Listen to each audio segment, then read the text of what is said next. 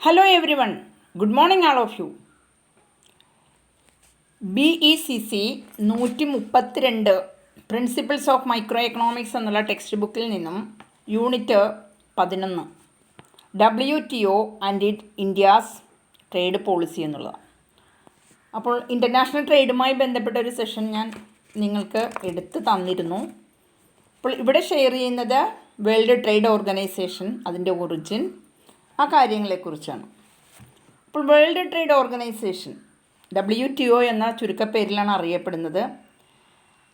It is the only global international organisation which facilitates the free flow of goods and services across the world by setting the rules of trade among nations. It came into existence on 1st January 1995 as the result of the 8th round of GATT negotiations called Uruguay round.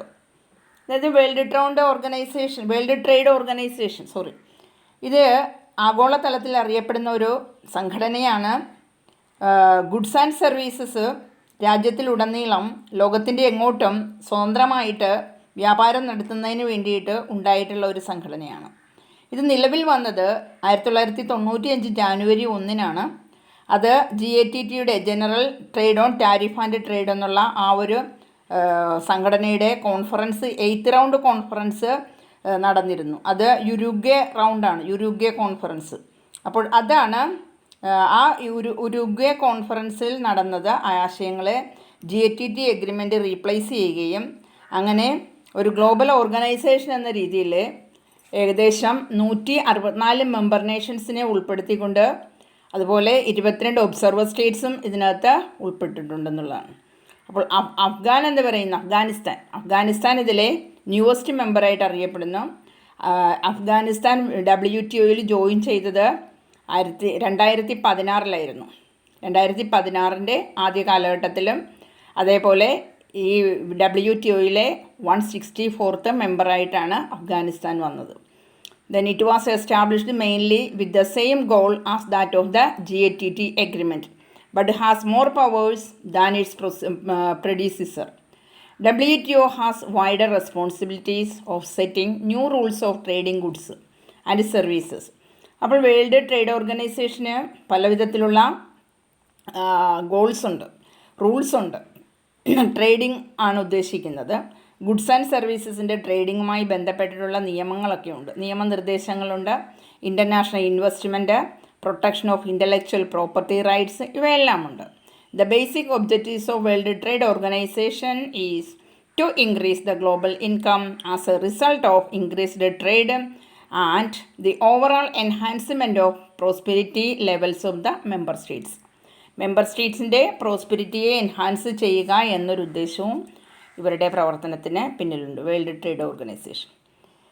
എൻ്റെ ബാക്ക്ഗ്രൗണ്ടിൽ കാണുന്ന ആളുടെ പിക്കൊന്ന് നിങ്ങൾ തിരിച്ചറിയുക. Adam സ്മിത്താണ്. Wealth of nation എന്ന text ബുക്കിൻ്റെ രചയിതാവാണ്. 1776 ടെക്സ്റ്റ് ബുക്ക് പബ്ലിഷ് ചെയ്തത്. എക്കണോമിക്സിൻ്റെ ഫാദറായിട്ടാണ് ഇദ്ദേഹത്തെ അറിയപ്പെടുന്നത്. ഓക്കെ, അപ്പോൾ ഇനി origin of WTO, world trade ഓർഗനൈസേഷൻ്റെ ഒറിജിൻ എങ്ങനെയാണ്? ബ്രെട്ടൺ വുഡ് കോൺഫറൻസ്, അത് United Nations monetary and financial conference എന്ന പേരിലായിരുന്നു ഒഫീഷ്യലായിട്ട് അറിയപ്പെട്ടിരുന്നത്. അപ്പോൾ ഈ ഒരു കോൺഫറൻസിലെ 44 നേഷൻസിലെ ഡെലിഗേറ്റ്സ് വന്നിരുന്നു. ജൂലൈ 1 മുതൽ 22 വരെ 1994 ബ്രെട്ടൺ വുഡ്സിൽ വെച്ചായിരുന്നു ആ ഒരു കോൺഫറൻസ് നടന്നത്. ആ കോൺഫറൻസിൽ മുന്നോട്ട് വന്ന major creations of the conference എന്ന് പറയുന്നത്, ഒന്ന് ഇൻ്റർനാഷണൽ മോണിറ്ററി ഫണ്ട് IMFൻ്റെ രൂപീകരണം, 2 international bank for reconstruction and development IBRD എന്നുള്ള ആ ഒരു ബാങ്കിൻ്റെ രൂപീകരണം, അതിനെയാണ് നാം ഇന്ന് വേൾഡ് ബാങ്ക് എന്നറിയപ്പെടുന്നത്. മൂന്നാമത്തേതാണ് ഇൻ്റർനാഷണൽ വേൾഡ് ഓർഗനൈസേഷൻ. അങ്ങനെ ഈ 3 സംഘടനാ സംവിധാനങ്ങൾക്ക് രൂപം കൊടുക്കണം എന്നുള്ളതായിരുന്നു ബ്രെട്ടൺ വുഡ് കോൺഫറൻസിലൂടെ നടന്ന ആശയത്തിൽ ഊന്നി മുന്നോട്ട് വന്ന ചില ആവശ്യങ്ങൾ. ഇൻ്റർനാഷണൽ മോണിറ്ററി ഫണ്ട്, അതേപോലെ തന്നെ international bank for reconstruction and development IBRD, ഇത് നിലവിൽ വന്നത് 1947 ഡിസംബറിലാണ്.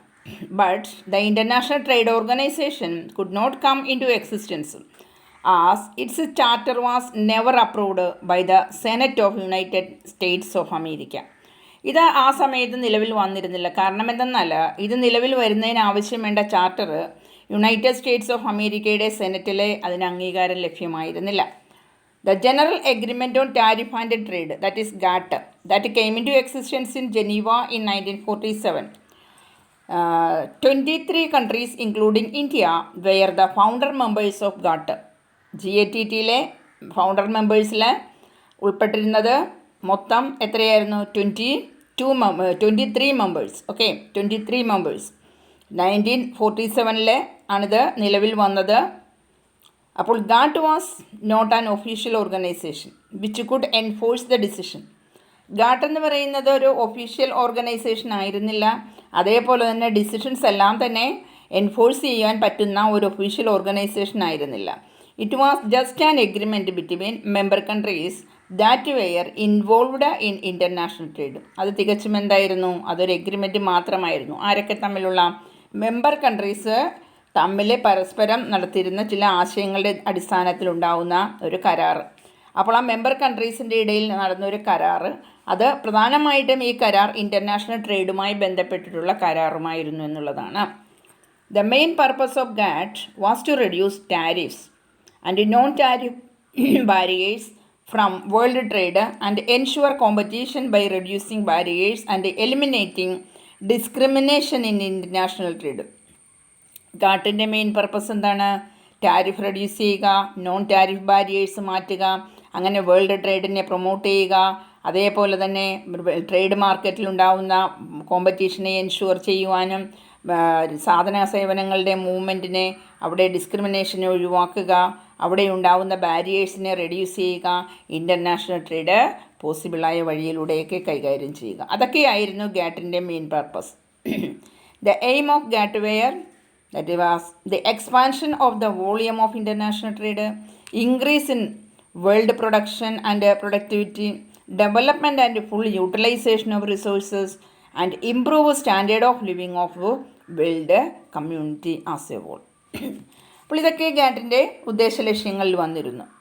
ലോക വ്യാപകമായിട്ട് പ്രൊഡക്ഷൻ ലെവല്, പ്രൊഡക്ടിവിറ്റി, ഉൽപ്പാദന മേഖലയ്ക്ക് കൂടുതൽ മികവുണ്ടാക്കുക, ഫുൾ യൂട്ടിലൈസേഷൻ ഓഫ് റിസോഴ്സസിൻ്റെ ഡെവലപ്മെൻ്റ് ഉണ്ടാക്കുക, സ്റ്റാൻഡേർഡ് ഓഫ് ലിവിങ് ഇംപ്രൂവ് ചെയ്യുക, ഇതെല്ലാം അതിൻ്റെ ഉദ്ദേശ ലക്ഷ്യങ്ങളിൽ വന്നിരുന്നു. പ്രധാനമായിട്ടും ഗാറ്റിൻ്റെ പ്രവർത്തനം ഫണ്ടമെൻ്റൽ പ്രിൻസിപ്പിൾസ് എന്ന രീതിയിൽ 3 എണ്ണമാണ്. അത് ഒന്ന്, trade should be conducted in a non discriminatory way. വിവേചനപൂർവ്വമല്ലാതെ നോൺ ഡിസ്ക്രിമിനേറ്ററി ആയിട്ട് ട്രേഡ് കണ്ടക്ട് ചെയ്യാൻ കഴിയണം. 2, elimination of non tariff barriers. നാം പറഞ്ഞത് തന്നെയാണ്, നോൺ ടാരിഫ് ബാരിയേഴ്സിനെ മാറ്റുക. അതേപോലെ തന്നെ disagreement should be resolved through consultations. അപ്പോൾ കൺസൾട്ടേഷൻസിലൂടെ ഡിസഗ്രിമെൻറ്റിന് എന്തെങ്കിലും വിയോജനം ഉണ്ടാവുകയാണ്, യോജിപ്പില്ലായ്മ അംഗങ്ങൾക്കിടയിൽ ഉണ്ടാവുകയാണെങ്കിൽ ആ വിയോജിപ്പ് അത് കൺസൾട്ടേഷനിലൂടെ മാറ്റുവാനായിട്ടുള്ള വഴി ഉണ്ടാവണം. So as per it's mandates GATT progressed and expanded its scope in terms of areas covered by a series of trade rounds. Then 8 such rounds of negotiations were held under GATT. അപ്പോൾ ഇതിൻ്റെ ഒരു mandate അനുസരിച്ച് GATT progress ചെയ്യുന്നതും expand ചെയ്യുന്നതുമായ അതിൻ്റെ ഒരു പ്രവർത്തന പരിധി, അത് പ്രധാനമായും അത് കവർ ചെയ്യുന്ന ഏരിയയെ ബേസ്, പ്രധാനമായും സീരീസ് ഓഫ് ട്രേഡ് റൗണ്ട് എന്ന രീതിയിൽ എത്രത്തോളം പ്രദേശങ്ങളെ അത് കവർ ചെയ്യുന്നുണ്ട് എന്നുള്ളതാണ്. അപ്പോൾ അങ്ങനെയുള്ള നെഗോഷിയേഷൻസ് പ്രധാനമായിട്ടും കവർ ചെയ്യുന്ന 8 സച്ച് റൗണ്ട്സ് ഓഫ് നെഗോഷിയേഷൻസ് അത് ഗാറ്റിൻ്റെ കീഴിൽ വന്നു എന്നുള്ളതാണ്. അപ്പോൾ ആ നെഗോഷിയേഷൻസുമായി ബന്ധപ്പെട്ടിട്ടുള്ള ഒരു ടേബിൾ ഇവിടെ പറയുന്നുണ്ട്. ആ ടേബിളിൽ പറയുന്നത് negotiating rounds of Gat and the world trade organisation എന്നുള്ളതാണ്. 47 മുതൽ 2001 വരെയുള്ള പീരീഡാണ്. പ്ലേസ് അത് അല്ലെങ്കിൽ നെയിം ഓഫ് റൗണ്ട് പറയുന്നുണ്ട്. 47 ജനീവ കോൺഫറൻസ് ആണ്.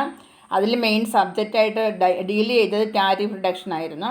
അതിൽ കൺട്രി ഇൻവോൾവ് ചെയ്ത് 23 രാജ്യങ്ങൾ പങ്കെടുത്തു. 49 അടുത്ത കോൺഫറൻസ് നടന്നത് UNIC ആണ്. അതിലും സബ്ജക്റ്റ് മാറ്റർ ടാരിഫ് റിഡക്ഷൻ ആയിരുന്നു. 13 അംഗരാജ്യങ്ങൾ പങ്കെടുത്തു.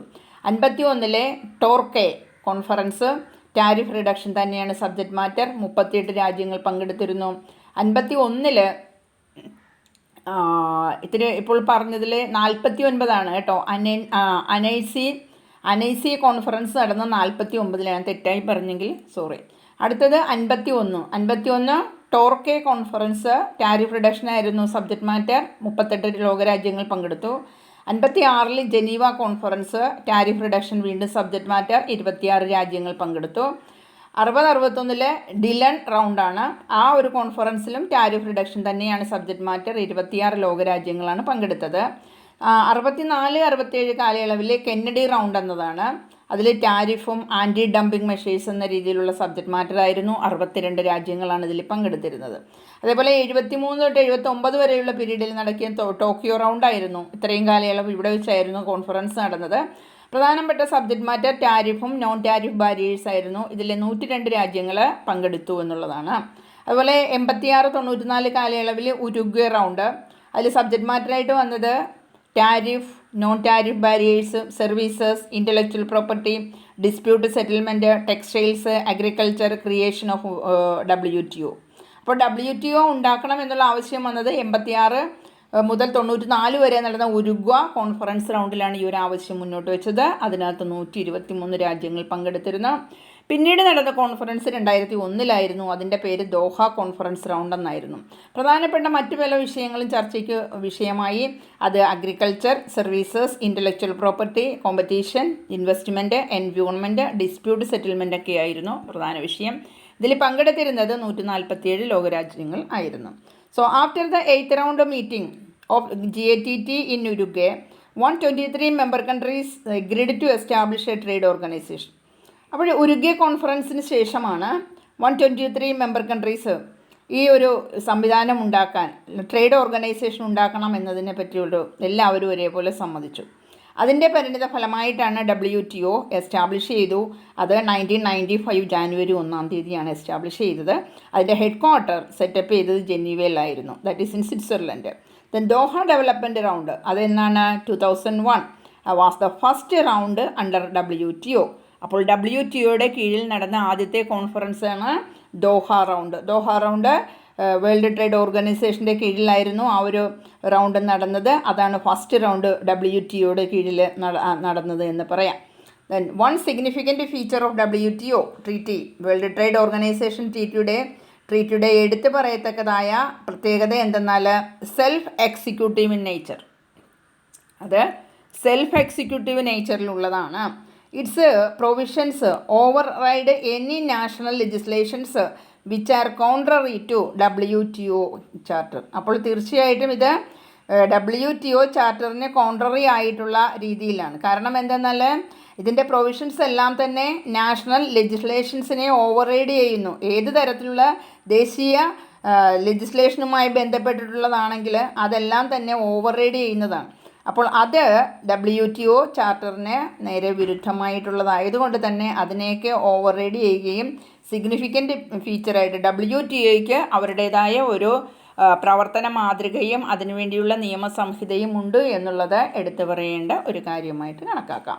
ദെൻ WTOയുടെ ഒബ്ജക്റ്റീവ്സ് എന്തെല്ലാം, എന്തിനു വേണ്ടിയാണ് നിലകൊള്ളുന്നത്? സംഘടനയുടെ പ്രധാനപ്പെട്ട objectives: implement the new world trade system as visualised in the agreement. അതായത് എഗ്രിമെൻറ്റിൽ വിഷ്വലൈസ് ചെയ്തിരിക്കുന്നത് പോലെ ഒരു പുതിയ വേൾഡ് ട്രേഡ് സിസ്റ്റത്തെ എന്ത് ചെയ്യുക എന്നുള്ളതാണ്, വേൾഡ് ട്രേഡ് സിസ്റ്റത്തെ ഇംപ്ലിമെൻറ്റ് ചെയ്യുക എന്നുള്ളതാണ്.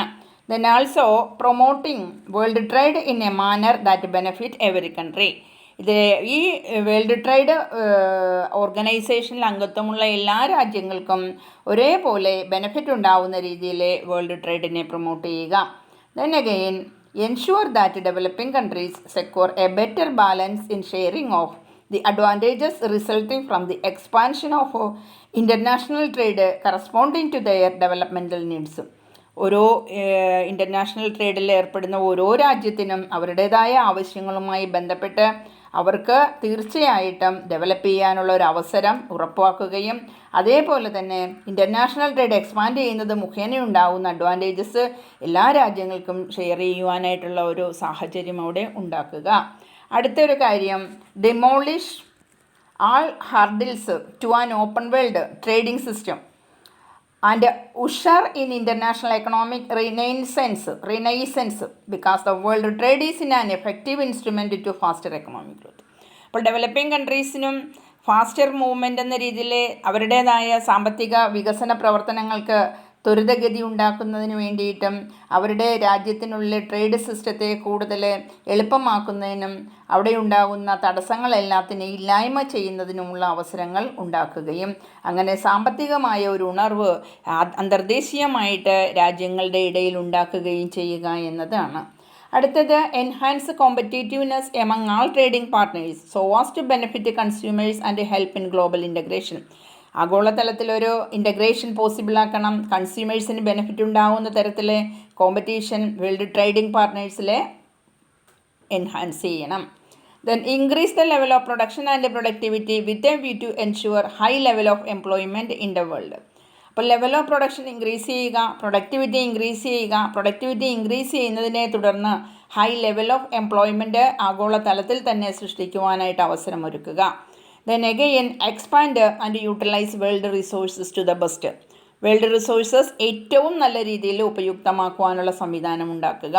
Then again improve the level of the living for global population and speed up economic development of the member nations. Member നേഷൻസിൻ്റെ സാമ്പത്തികമായ സാഹചര്യത്തെ കൂടുതൽ മെച്ചപ്പെടുത്തുവാനും ആഗോളതലത്തിൽ ജനങ്ങൾക്ക് കൂടുതൽ ലെവലിൽ അവരുടെ ജീവിത നിലവാരത്തെ എന്ത് ചെയ്യണം, മെച്ചപ്പെടുത്തുവാനുള്ള അവസരങ്ങൾ സൃഷ്ടിക്കുക. ഇതെല്ലാമാണ് ഒബ്ജക്റ്റീവ്സ് എന്ന് പറയുന്നത്. ദെൻ ഗൈഡിങ് പ്രിൻസിപ്പിൾസ് എന്തെല്ലാമാണ്? വേൾഡ് ട്രേഡ് ഓർഗനൈസേഷനെ ഗൈഡ് ചെയ്യുന്ന പ്രിൻസിപ്പിൾസ് പ്രധാനമായും first one non discriminatory and rule based trading system wear foreign goods and services should receive the same treatment as domestic goods. അതായത് വിവേചനമില്ലാതെ എല്ലാവരോടും ഒരേപോലെ പെരുമാറുവാൻ സാധിക്കണം. അതായത് നമ്മുടെ ആഭ്യന്തര വിപണിയിൽ സാധനങ്ങൾ നമുക്ക് എങ്ങനെ വാങ്ങുവാനും സാധിക്കുന്നുവോ, സാധനങ്ങൾ സേവനം എങ്ങനെയാണോ നമുക്ക് ലഭ്യതയുള്ളത്, അതേപോലെ തന്നെ സെയിം ട്രീറ്റ്മെൻറ്റ് ഇൻ്റർനാഷണൽ ലെവലിലും ഫോറിൻ ഗുഡ്സ് ആൻഡ് സർവീസസിൻ്റെ കേസിൽ ഉറപ്പാക്കണം. അപ്പോൾ ട്രേഡിംഗ് പോളിസി എന്ന് പറയുന്നത് അവിടെ ഒരു നോൺ ഡിസ്ക്രിമിനേറ്ററി ആയിട്ടുള്ള പോളിസിയാണ് ഫോളോ ചെയ്യേണ്ടത്. സെക്കൻഡ് വൺ ട്രേഡ് ബാരിയേഴ്സായിട്ട് അറിയപ്പെടുന്നത് ടാരിഫ്, നോൺ ടാരിഫ് ബാരിയേഴ്സാണ്. That should be dismantled and international trade should be free. അപ്പോൾ ഇവിടെ ഒരു തടസ്സവും ഉണ്ടാവാത്ത രീതിയിൽ അതിനെയൊക്കെ എന്താ പറയുക, അതിനെയൊക്കെ ഡിസ്മാൻഡിൽ ചെയ്യാൻ സാധിക്കുക. അതിനെയൊക്കെ അതിജീവിക്കുന്ന തരത്തിൽ ഇൻ്റർനാഷണൽ ട്രേഡ് തികച്ചും സ്വതന്ത്രമായ രീതിയിൽ കൈകാര്യം ചെയ്യാനുള്ള സംവിധാനം ഉണ്ടാവണം. ട്രേഡ് ബാരിയേഴ്സ് ഒന്നും തന്നെ ഉണ്ടാവരുത്. തടസ്സമായിട്ടുള്ള ടാരിഫ്, നോൺ ടാരിഫ് എന്ന രീതിയിലുള്ള ടാക്സ് ഓറിയൻറ്റഡ് ആയിട്ടുള്ള ഇതൊന്നും തന്നെ ട്രേഡിനെ അഫക്റ്റ് ചെയ്യുന്ന രീതിയിൽ ആവരുത്. അടുത്തത് less developed countries should receive preferential terms of trade. അതായത് വികസനത്തിൻ്റെ കാര്യത്തിൽ പിന്നോക്കം നിൽക്കുന്ന രാജ്യങ്ങൾക്ക് പ്രത്യേക പരിഗണന ട്രേഡിൻ്റെ കാര്യത്തിൽ കൊടുക്കണം എന്നുള്ളതാണ്. ഓക്കെ, ഇനി ഇതിൻ്റെ സ്ട്രക്ചറാണ്. WTOയുടെ സ്ട്രക്ചർ എന്താണ്? വേൾഡ് ട്രേഡ് ഓർഗനൈസേഷൻ എന്ന് പറയുന്നത് ഒരു ഏജൻസി അല്ല UNA പോലെ. UNO എന്ന് പറയുന്നത് ഒരു ഇൻ്റർനാഷണൽ ഏജൻസിയാണ്. അതായത് UNOയുടെ ഇൻ്റർനാഷണൽ ഏജൻസി ആയിട്ട് നിലകൊള്ളുന്ന IMF, വേൾഡ് ബാങ്ക് അതുപോലെയുള്ള ഒരു ഏജൻസി അല്ല world trade organisation. It has independent സ്റ്റാറ്റസാണ്. അതുപോലെ തന്നെ ഓട്ടോണമസ് ആയിട്ടാണ് ആക്ട് ചെയ്യുന്നത്. അതേപോലെ തന്നെ മെമ്പർഷിപ്പിൽ അവരുടെ നന്മയ്ക്ക് വേണ്ടി പ്രവർത്തിക്കുന്നതുമാണ്. അതുകൊണ്ട് തന്നെ നമുക്ക് പറയാം world trade organisation has its independent status as it acts autonomously at the behest of its membership. It is democratic in nature as it follows one country one vote principle. ഇതാണ് അവർ ഫോളോ ചെയ്യുന്നത്, one country one vote principle. Then again the organizational structure. As concerning the organizational structure of World Trade Organization, it consists of 4 different levels that is listed as below. Level 1, Ministerial Conference. Then Ministerial Conference, it is the apex of the structural organization of World Trade Organization. It is the supreme forum which takes ultimate decisions on multilateral trade agreements. Ministerial Conference meets at least once in every 2 years. Then level 2, the General Council. The General Council composed of the representatives of all the members. General Council, it acts on behalf of the Ministerial Council and report to Ministerial Council. It also acts as dispute settlement body. അപ്പോൾ general കൗൺസിലാണ് ഇവിടെ തർക്കപരിഹാര സംവിധാനം എന്ന രീതിയിൽ പ്രവർത്തിക്കുകയും trade policy review body എന്ന രീതിയിലും പ്രവർത്തിക്കുന്നത്. Level 3 3 councils ഉണ്ട്. There are 3 councils. First one goods council, the services council and council of trade related aspect of intellectual property rights, TRIPS. Okay, intellectual property rights operating under the GC. Okay, അപ്പോൾ ഇവിടെ these councils deal with different areas and report to the general council. പല തലങ്ങളുമായി ബന്ധപ്പെട്ട കാര്യങ്ങൾ ഇവർ കൈകാര്യം ചെയ്യുന്നുണ്ട്. കൈകാര്യം ചെയ്യുന്ന വിഷയങ്ങളെല്ലാം തന്നെ ജനറൽ കൗൺസിലിന് റിപ്പോർട്ട് ചെയ്യുന്നു. മാത്രമല്ല ഫർദർ ദെയർ ആർ 3 കമ്മിറ്റീസ് കൂടി അവിടെയുണ്ട്. So the committee on trade and development first one, the committee on balance of payment restrictions second one, and the committee on budget, finance and administration which execute the functions assigned to them by ഈ WTO agreement and the GC. അപ്പോൾ ഇതാണ് committee. 3 committee ഉണ്ടെന്ന് പറയുന്നു. അവർക്ക് കമ്മിറ്റിയുടെ ചുമതല എന്ന് പറയുമ്പോഴേക്കും ചുമതല ഇവർ നിർവഹിക്കേണ്ടത് എന്താണോ അത് അസൈൻ ചെയ്ത് കൊടുക്കുന്നത് WTO എഗ്രിമെൻ്റ് ആൻഡ് GC ആയിരിക്കും. ഈ WTO എഗ്രിമെൻറ്റ് അതേപോലെ തന്നെ ജനറൽ കൗൺസിൽ അവരും കൂടി ചേർന്നുകൊണ്ടുള്ള ചില അസൈൻമെൻ്റ് അല്ലെങ്കിൽ അവരുടേതായ ഉത്തരവാദിത്തങ്ങൾ കൊടുക്കുന്നു എന്നതാണ്.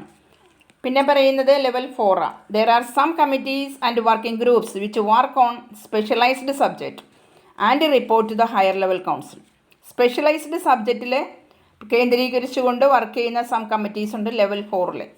അപ്പോൾ മിനിസ്റ്റീരിയൽ കോൺഫറൻസ് ഡയറക്ടർ ജനറലിനെ അപ്പോയിൻ്റ് ചെയ്യും. ഡയറക്ടർ ജനറലാണ് സെക്രട്ടേറിയറ്റിൻ്റെ ഹെഡ്. അവർക്ക് അവരുടേതായ അഡ്മിനിസ്ട്രേഷൻ റെസ്പോൺസിബിലിറ്റി ഉണ്ടായിരിക്കും. ഡയറക്ടർ ജനറലിൻ്റെ ടെന്യൂർ എന്ന് പറയുന്നത് 4 years ആണ് കാലാവധി. അദ്ദേഹത്തെ അസിസ്റ്റ് ചെയ്യാനായിട്ട് 4 ഡെപ്യൂട്ടി ഡയറക്ടേഴ്സ് ഉണ്ടായിരിക്കും. ഈ ഡെപ്യൂട്ടി ഡയറക്ടേഴ്സ് ഡിഫറൻറ്റ് മെമ്പർ കൺട്രീസിൽ നിന്നും ഉള്ളവരുമാകാം. ഡയറക്ടർ ജനറൽ അവർ പ്രസൻറ്റ് ചെയ്യുന്നത് എന്തൊക്കെയാണ്? ആനുവൽ ബജറ്റ് എസ്റ്റിമേറ്റ് പ്രസൻറ്റ് ചെയ്യുന്നു, financial statement of WTO present ചെയ്യുന്നു. അതെവിടെ പ്രസൻറ്റ് ചെയ്യുന്നത്? To the CBFA. അപ്പോൾ CBFAയ്ക്ക് മുന്നിൽ, അപ്പോൾ അവരുടെ ആ സെൻട്രൽ ബോർഡാണ്. അപ്പോൾ ആ CBFAയുടെ മുന്നിലാണ് WTO ഇത് പ്രസൻറ്റ് ചെയ്യുന്നത്. അത് റിവ്യൂ ചെയ്യുകയും റെക്കമെൻഡേഷൻ ചെയ്യുകയും എന്നിട്ട് ആ റെക്കമെൻഡേഷൻ്റെയും റിവ്യൂയുടെ അടിസ്ഥാനത്തിലാണ് ഈ ജനറൽ കൗൺസിൽ അതിന് ഫൈനൽ അപ്രൂവൽ നൽകുന്നത് എന്നതാണ്. ഓക്കെ, അപ്പോൾ ഇവിടുത്തെ ആ ഒരു സ്ട്രക്ചർ നോക്കിയാലോ. മിനിസ്റ്റീരിയൽ കോൺഫറൻസ് അവർ 2 വർഷം കൂടുമ്പോഴേക്കും അവർ എന്ത് ചെയ്യുന്നു? മീറ്റ് ആഫ്റ്റർ എവറി 2 years എന്നാണ് പറയുക മിനിസ്റ്റീരിയൽ കോൺഫറൻസ്. അവരുടെ കീഴിൽ ട്രേഡ് പോളിസി റിവ്യൂ ബോഡിയുണ്ട്. അതേപോലെ തന്നെ അവരോടനുബന്ധിച്ച് ജനറൽ കൗൺസിലുണ്ട്. ജനറൽ കൗൺസിലാണ് ഇവിടുത്തെ ഡിസ്പ്യൂട്ട് സെറ്റിൽമെൻറ്റ് ബോഡിയായിട്ട് പ്രവർത്തിക്കുന്നത്. അതേപോലെ തന്നെ ജനറൽ കൗൺസിലിൻ്റെ താഴെ പലവിധ കമ്മിറ്റീസ് ഉണ്ട്.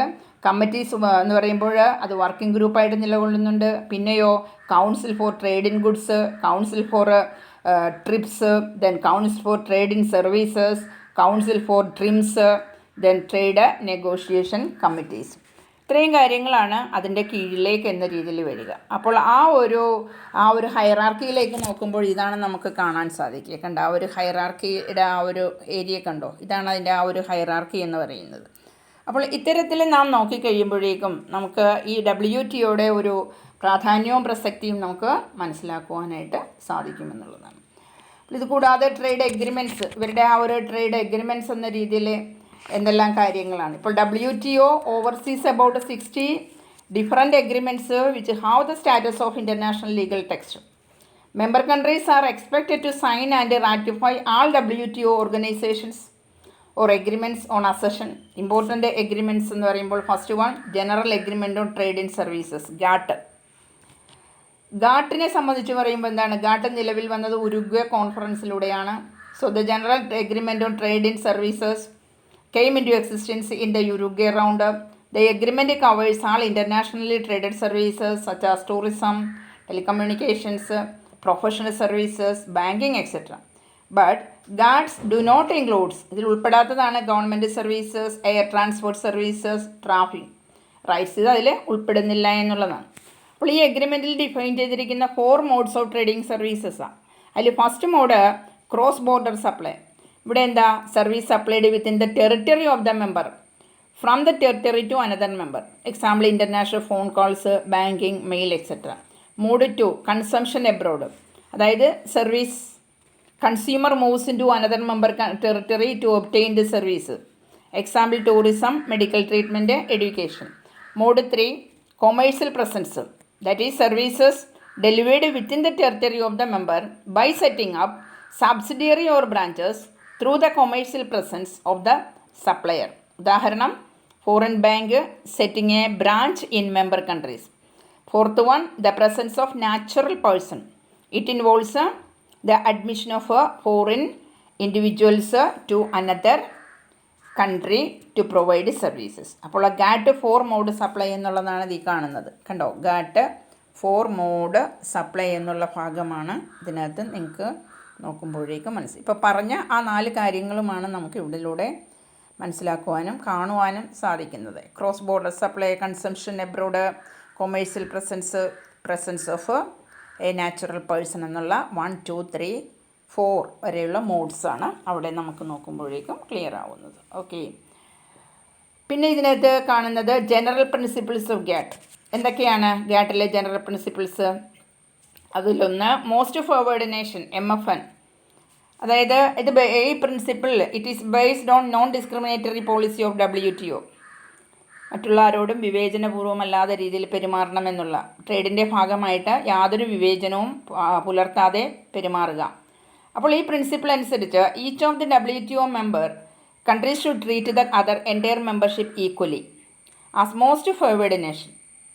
If a country gives special treatment to one member country such as lower custom duty etcetera, same benefit must be given to other member countries as well. ഏതെങ്കിലും ഒരു രാജ്യത്തിന് എന്തെങ്കിലും പ്രത്യേക ട്രീറ്റ്മെൻറ്റ് എന്ന രീതിയിൽ ട്രേഡിൽ ബെനിഫിറ്റ് കിട്ടുക, അതായത് ഇപ്പോൾ ഏതെങ്കിലും തരത്തിൽ കസ്റ്റം ഡ്യൂട്ടി കുറച്ച് കൊടുക്കുക എന്നുള്ള ഒരു പോളിസി ഏതെങ്കിലും അംഗരാജ്യത്തിന് വിട്ടുകൊടുക്കുകയാണെങ്കിൽ അതേ പോളിസി തന്നെ കൂടെയുള്ള മറ്റുള്ളവർക്കും ലഭ്യമാക്കണം. അതാണ് ഫേവേർഡ് നേഷൻ പോളിസി എന്ന് പറയുക, മോസ്റ്റ് ഫേവേർഡ് നേഷൻ. രണ്ടാമത്തത് ട്രാൻസ്പെറൻസിയാണ്. If one country does change existing law, regulation and rules, the member countries should immediately inform the Council of Trading Services. Each member is required to establish an inquiry point to respond to request from other members for information. അതായത് ഏതെങ്കിലും ഒരു രാജ്യം നിലവിലുള്ള existing ലോയെ എന്ത് ചെയ്യുന്നു, change ചെയ്യുന്നു, അതുപോലെ regulations, rules ഇതിലെല്ലാം തന്നെ ചേഞ്ചസ് വരുത്തുകയാണെങ്കിൽ മെമ്പർ കൺട്രി തീർച്ചയായിട്ടും പെട്ടെന്ന് ഈ വക ചേഞ്ചസ് അത് ട്രേഡിംഗ് സർവീസുമായി ബന്ധപ്പെട്ട് കൗൺസിലിനെ അറിയിക്കണം. അപ്പോൾ ഓരോ അംഗവും തീർച്ചയായിട്ടും എന്ത് ചെയ്യണം, required to establish an enquiry point to respond to request from other members for information. അപ്പോൾ ഇങ്ങനെയുള്ള ഏതെങ്കിലും മാറ്റങ്ങൾ വരുത്തിയാൽ ആ മാറ്റങ്ങൾ മറ്റ് രാജ്യങ്ങളും അറിയാനുള്ള അവസരം ഉണ്ടാക്കണം. ട്രാൻസ്പെറൻസി ഉണ്ടാവണം, പരസ്പരം അറിയാൻ എല്ലാവർക്കും ഒരുപോലെ. അടുത്തത് മാർക്കറ്റ് ആക്സസ് ആണ്. മാർക്കറ്റ് ആക്സസ് എന്ന് പറയുമ്പോഴേക്കും not obligation but the commitment. അതൊരു ഒബ്ലിഗേഷൻ അല്ല, നിർബന്ധമില്ല, പക്ഷേ അതൊരു കമ്മിറ്റ്മെൻറ്റാണ്. എല്ലാ രാജ്യവും തമ്മിലൊരു കമ്മിറ്റ്മെൻറ്റാണ്. Made by the country to open market in specific sector for other member countries by negotiation. ഇതൊരു സ്പെസിഫിക് സെക്ടറിൽ ഓപ്പൺ മാർക്കറ്റ് സിസ്റ്റം എല്ലാ രാജ്യങ്ങൾക്കും വേണ്ടി ലഭ്യതയുണ്ടാക്കുകയാണ്. അത് 2 രാജ്യങ്ങൾ അല്ലെങ്കിൽ എല്ലാ മെമ്പർ കൺട്രീസും തമ്മിൽ ഒരു പരസ്പര ധാരണയോടുകൂടി ഒരു നെഗോഷിയേഷൻ സിസ്റ്റത്തിൻ്റെ അടിസ്ഥാനത്തിലാണ് അവർ മുന്നോട്ട് കൊണ്ടുപോകുന്നത്. അപ്പോൾ മാർക്കറ്റ് ആക്സസ് ഉണ്ടാവുക എന്നുള്ളതാണ്, എല്ലാവർക്കും മാർക്കറ്റ് ആക്സസ് ഉണ്ടാവുക എന്നുള്ളത്. പക്ഷേ അതിന് സം ലിമിറ്റേഷൻസ് ഉണ്ട്. ഉദാഹരണം, a country can allow foreign bank to work within domestic territory. അപ്പോൾ ഒരു രാജ്യത്തിന് ഫോറിൻ ബാങ്കിൻ്റെ പ്രവർത്തനം അവരുടെ ഡൊമസ്റ്റിക് ടെറിട്ടറിയിൽ ഒരുപക്ഷെ അനുവദിക്കുവാനായിട്ട് സാധിക്കും. എന്നാൽ ബട്ട് ക്യാൻ റെസ്ട്രിക്റ്റ് ഓർ ലിമിറ്റും number of branches according to national treatment principle. എന്നാലിത് അവരുടെ ടെറിട്ടറി വിട്ട് മറ്റൊരു ദേശീയ അതിർത്തിയിലേക്കെന്ന രീതിയിൽ കടക്കുമ്പോൾ അതിൻ്റേതായ റെസ്ട്രിക്ഷൻസ് എല്ലാം തന്നെ വരാവുന്നതാണ് എന്നുള്ളതാണ്. അപ്പോൾ ഇങ്ങനെയുള്ള ചില കാര്യങ്ങളാണ് ഈ ഒരു ഭാഗത്ത് general agreement on trade and policy എന്നുള്ള തരത്തിൽ പറയുന്നത്. അപ്പോൾ ഈ general agreement on trade and policy എന്നുള്ള ആ ഒരു ഭാഗത്തു നിന്നും ലഭ്യമാകുന്ന പ്രധാനപ്പെട്ട വിവരങ്ങളെന്ന് പറയുന്നത് ജനറൽ എഗ്രിമെൻ്റ് ആ ഒരു സിസ്റ്റം, ആ ഒരു സംവിധാനം എന്തിനു വേണ്ടി എഗ്രിമെൻ്റ് ഡിഫൈൻ ചെയ്യുന്ന 4 മോഡ്സ് ഏതെല്ലാമാണ്, ജനറൽ പ്രിൻസിപ്പിൾസ് ഓഫ് ഗാട്ട് അത് ഏതൊക്കെയാണ്, അതിൽ പറയുന്ന 3 പ്രിൻസിപ്പിൾ ഐറ്റംസ് ഏതെല്ലാമാണ്, ഇങ്ങനെയുള്ള കാര്യങ്ങളൊക്കെയാണ്. ഓക്കെ, അപ്പോൾ ഇനി ഇതുമായി ബന്ധപ്പെട്ട അടുത്തൊരു സെഷൻ എന്ന് പറയുന്നത് നമുക്ക് ഇതിൻ്റെ തുടർച്ച എന്ന് പറയുന്ന ഒരു സെഷൻ, അത് ട്രേഡ് റിലേറ്റഡ് ഇൻവെസ്റ്റ്മെൻറ്റ് മെഷേഴ്സാണ്. Trade related investment measures. അപ്പോൾ അതെന്താണ്, അതിനെപ്പറ്റിയുള്ള ഡീറ്റെയിൽഡ് അനാലിസിസ് അടുത്തൊരു വീഡിയോ സെഷനിലൂടെ പ്രൊവൈഡ് ചെയ്യാം.